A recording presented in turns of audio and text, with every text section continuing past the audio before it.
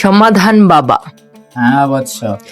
কেউ যদি এশার নামাজের 4 রাকাত ফরজ নামাজের শেষ রাকাতে কেউ যদি জামাতে প্রবেশ করে, তখন সে বাকি নামাজগুলো কিভাবে আদায় করবে? অর্থাৎ কেউ যদি ঈশার 4 রাকাত ফরজ নামাজের শেষ রাকাতে ইমামের সঙ্গে জামাতে শরীক হয়, তাহলে বাকি যে 3 রাকাত সে পাইল না, এই নামাজটুকু সে কিভাবে আদায় করবে? হ্যাঁ। সমাধান চাও? হ্যাঁ, এটাই। হ্যাঁ মাওলা, সমাধান আজকে আমি দিয়ে দিব।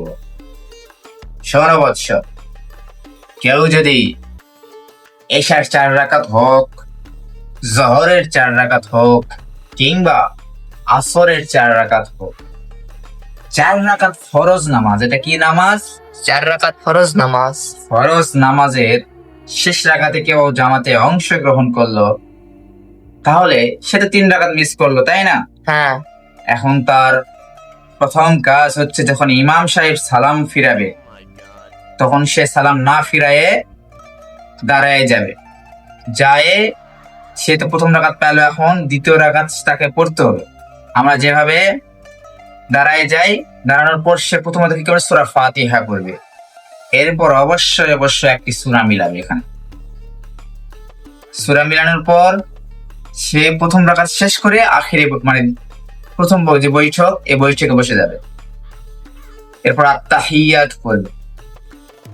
আমরা সাধারণত প্রথম রাকাত নামাজ পড়েই কিন্তু প্রথম বৈঠকে বসি না, কিন্তু কেউ যদি 4 রাকাত নামাজের 3 রাকাত না পায়, শেষ রাকাত পায়, তাহলে তাকে কি করতে হবে? ব্যাক করতে হবে। মানে সে ইমাম সাহেবের সঙ্গে 1 রাকাত পড়লো, দ্বিতীয় রাকাত যেটা পড়বে সে 1 রাকাত 1 লাখলা, সেটা অবশ্যই সূরা ফাতিহা পড়বে, সাথে একটা সূরা মিলাবে।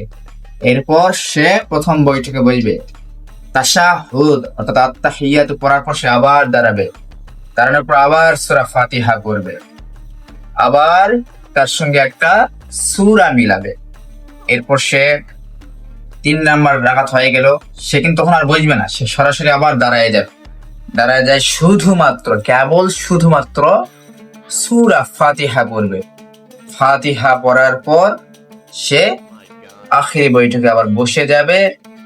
তারপর সে তাশাহুদ বলো, দরুদ শরীফ বলো, দোয়ায়ে মাসুরা বলে, এগুলো পাঠ করে সালামের ফিরানোর মাধ্যমে নামাজটা শেষ করবে। এভাবে 4 রাকাত ফরজ নামাজ যদি কেউ ত্যাগ করে, 4 রাকাত ফরজ নামাজে যদি কেউ 3টা রাকাত না পায়, শেষের রাকাত পায়, তাহলে সে এইভাবেই নামাজ আদায় করবে, ইনশাআল্লাহ তার নামাজটুকু হয়ে যাবে। হক মাওলা। বৎস, তুমি কি জানতে পারছো? হ্যাঁ, জানতে পারছি।